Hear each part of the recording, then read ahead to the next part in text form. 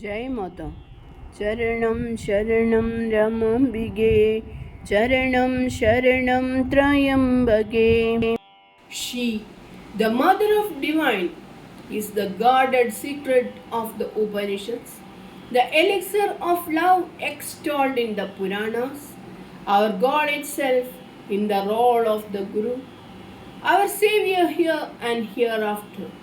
To remain established in this thought with all fervor of the heart and force of consciousness is yoga, it is sadhana, it is tapasya, it is communion with the cosmic force, Mother Tara Devi. As I write these lines, the years at Shaktinagar with Divine Mother unfold in my memory. I am transported to those days when I tasted the joy of heaven on earth. Nostalgic recollections of life near the blissful presence hover over me again. It was another existence where worldly attachments and desires perished in the proximity of the divine.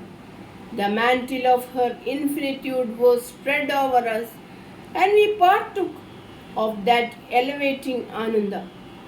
Those joyous days, months, and years have sped by. We are bereft of that dazzling Saguna presence.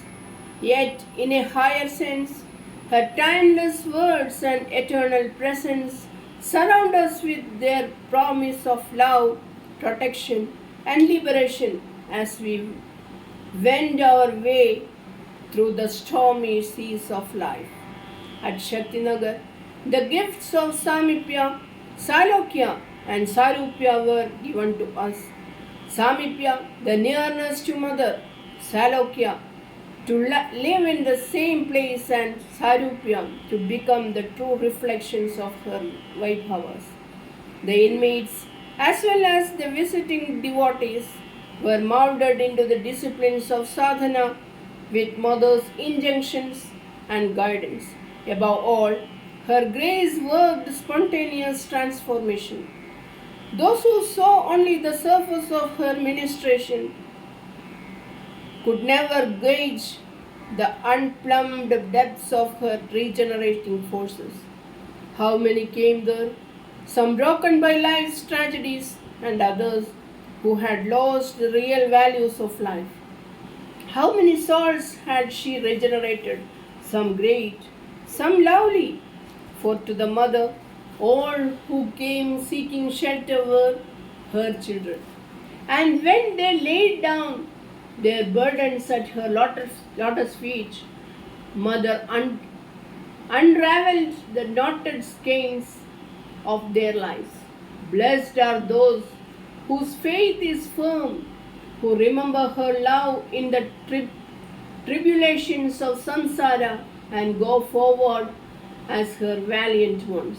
It was on 14th of October 1972 that the inauguration of Shaktinagar was performed by the Governor of Karnataka, Sri Mohanlal Sughadia. I had the privilege to attend the holy functions with a group of devotees from Trichur. A 5-day program with Chandika Homa and diverse religious programs took place as scheduled. The foundation stone for Bhagwan Memorial Hall was also laid by the governor. Thousands and more devotees had gathered from all parts of India to participate in the joyous occasion. It was a moment of divine fulfillment. Shaktinagar came into existence by the unparalleled bounty of her grace and the dedication, sacrifice, and unstinting efforts of many of her children.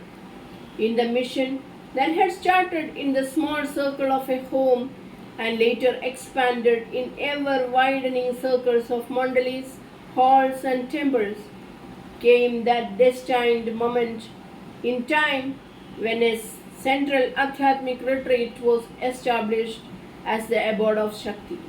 My words are inadequate to describe the grandeur of the celebrations. It was a tremendous manifestation of Mother's power. The governor, Sri Mohanlal Sughadia, and Sri Virendra Hegde of Dharmasthala who presided over the function, and other dignitaries and devotees paid their tribute to Divine Mother.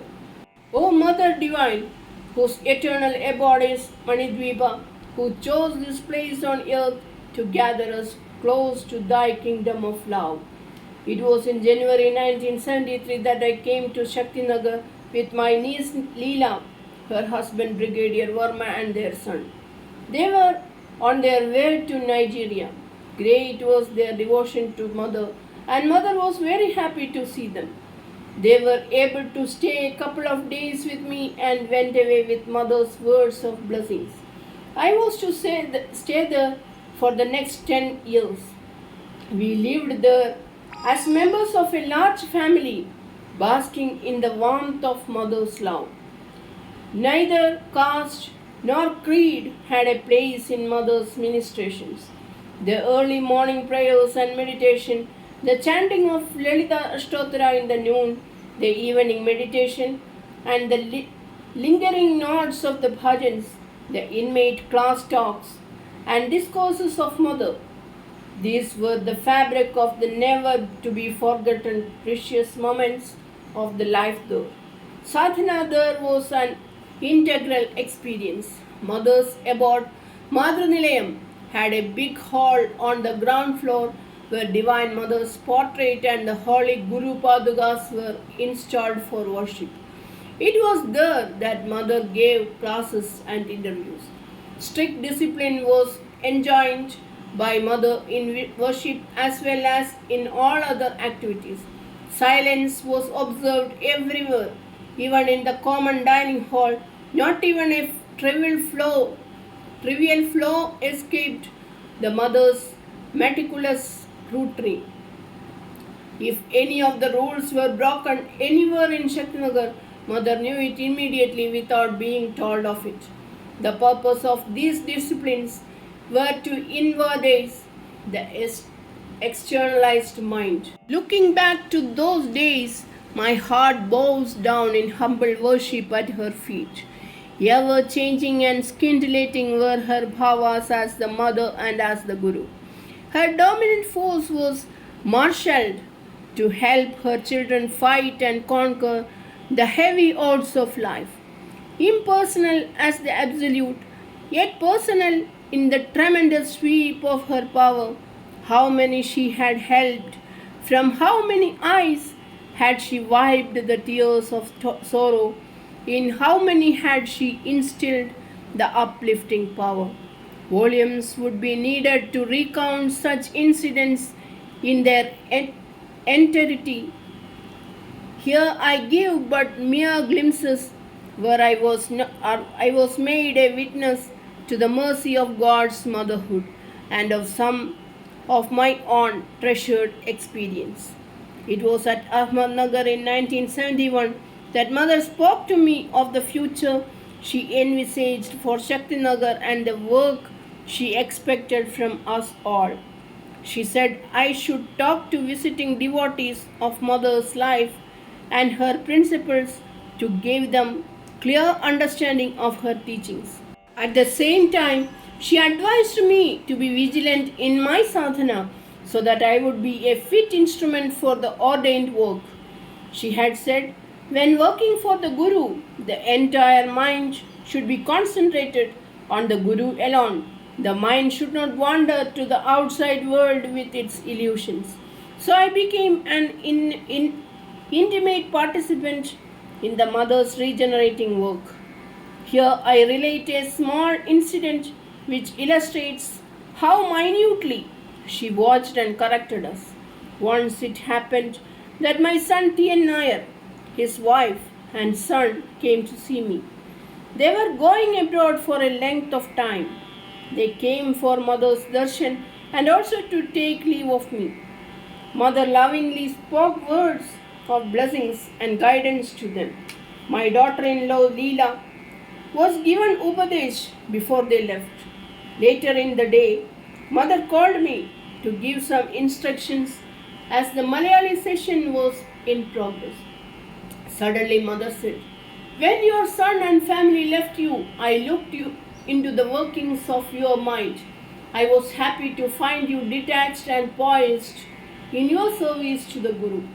Remember, this is a continuous process, for life is a turbulent sea. Any minute, the mind may collapse. Caught in the clutches of worldly desires and attachments, the shad varies. Be worthy of Guru's grace, for then there is no fear. The grace is always there, but to receive it, there must be sincerity of purpose in sadhana. The Guru's mystic way of functioning for your betterment is not always perceptible. By diligent sadhana, learn to withdraw your mind from attractions and attachments of the world. Then you become aware of Mother's presence within you. Non-attachment should form the basis of your sadhana, but with that, there should be love which perceives the divine existing in all. That is the way to get over worldly attachment. As the Guru, Mother has awakened all of you through Atmopadesha. The path of Jnana and Bhakti should combine. Do your duties as worship of the divine. Turn on the searchlight of self-inquiry. This is the path to Atmanishta. When you grow in faith and surrender, the deluding power of the illusory world will decrease. As you go forward, the grace of the Guru will destroy the ego sense and the light of peace comes within your reach. Once you glimpse the bliss of peace, once you experience the rapture of Mother Communion, all other hankerings cease. Then you will strive only to gain that blissful communion and make it permanent. Remember these words and use them to guide others. Charanam Sharanam Ramambige, Charanam Sharanam Trayambage. Jai Mother.